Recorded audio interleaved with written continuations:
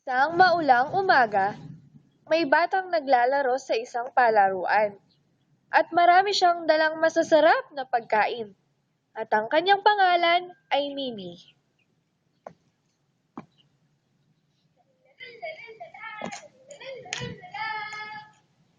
Pangit naman ang panahon ngayon. Parang lalakas na ang ulan. Ay, silong muna nga ako. At dito na rin ang kakain.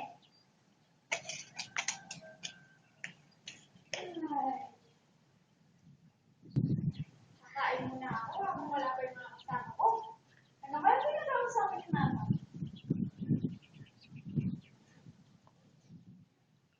Wow! Ang dami naman! Sila! Sabay! Hi! Kati Candy! Wow! Top na lang talaga ako ni Mama. Sana hindi pa dumating yung mga kasama ko. Kakain na ako. Wow!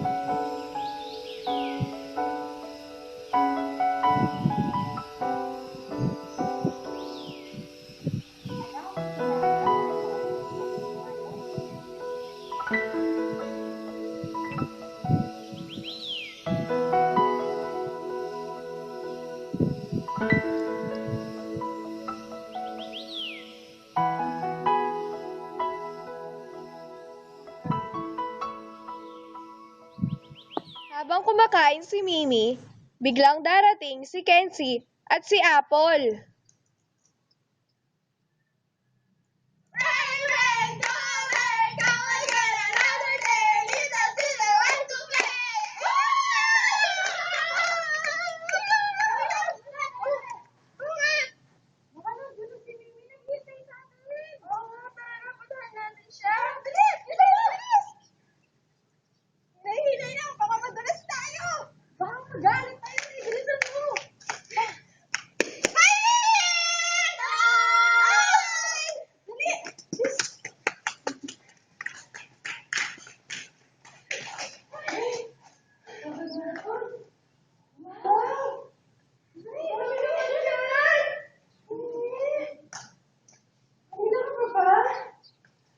Ay, nako, kanina pa ako dito, no?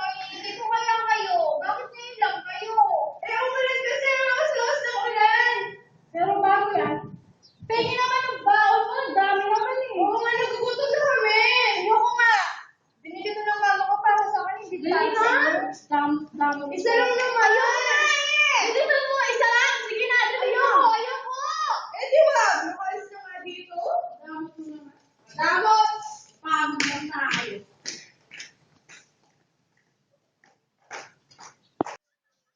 Nakikita ni Mimi na masayang naglalaro ang mga bata. Ngunit nagtataka siya kung bakit walang lumalapit at nakikipaglaro sa kanya.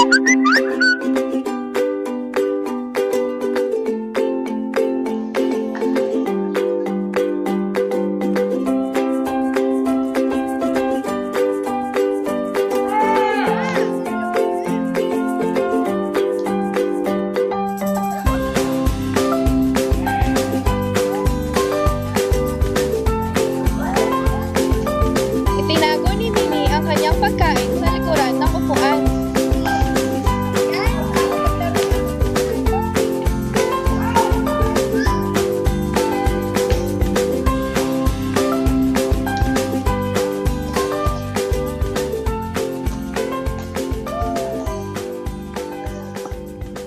Nakasakay si Mimi sa isang duyan.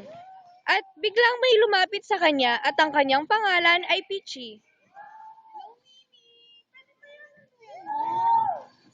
Yung nga, hindi ba naman ginagamit ko, i-amin mo. Sige na, submit lang. Sira kasi yung isang ano, isang... Ayoko nga. Sige na, submit lang naman. Try naman. Bakit ba? Sabi na ayoko, di ba? Gamit mo naman, submit lang naman. Ayoko, ayoko. Submit lang. Yeah! Ayoko nga. Ang gamit mo. Ang gamit mo talaga, kahit kailan. Umalis si Peachy dahil hindi siya pinahiram ni Mimi ng duyan.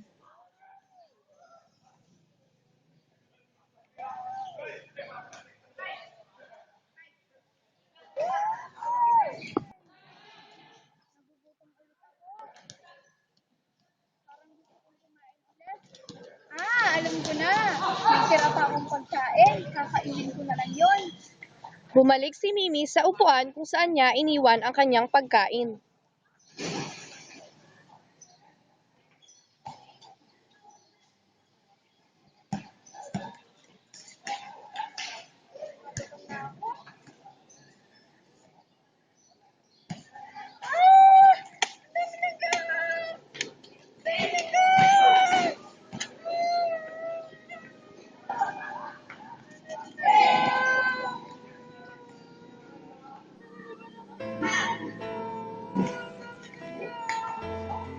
Umiyak nang umiyak si Mimi dahil kinain ng langgam ang kanyang pagkain.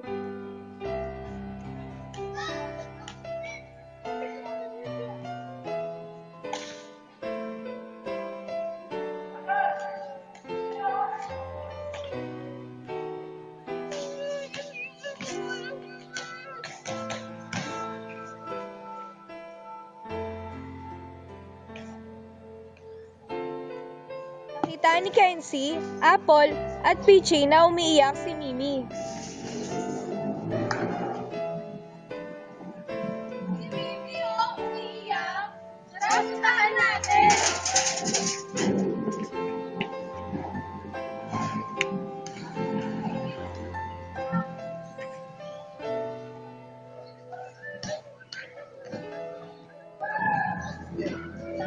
Dahan nga. May sobra kaming pagkain dito. Bibigyan namin sa'yo. Talaga? Bibigyan niyo ako? Oo. Ayan o, sa'yo na kainin mo. Salamat ha. Bibigyan niyo ako. Sige. Kahit na pinagdamutan ni Mimi ang mga bata, binigyan pa rin nila ito ng pagkain.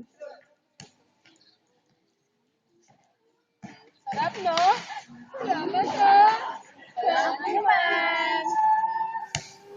Ilang sandali lang ang nakalipas ay naglalaro na sina Kenchi, Peachy at Apple. At kasama rin nila si Mimi. Masayang naglalaro ang mga bata.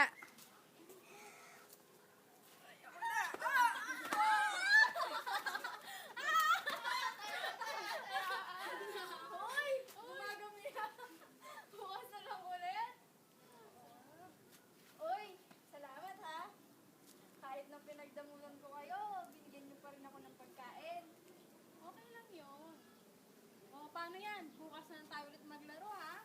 Sige, bukas na lang. O, sige.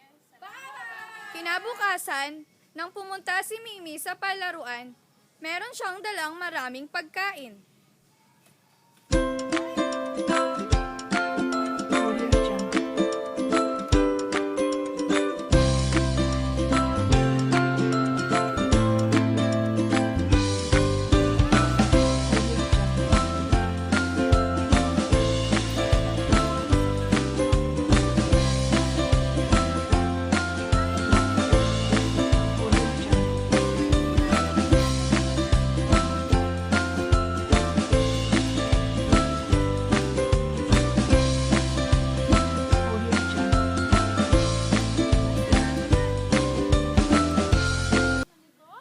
Mula noon ay hindi na naging madamot si Mimi. Marami na rin siyang naging kalarong bata. Namamahagi na rin siya ng kung anong meron siya. At iyon ang kwento ng batang si Mimi.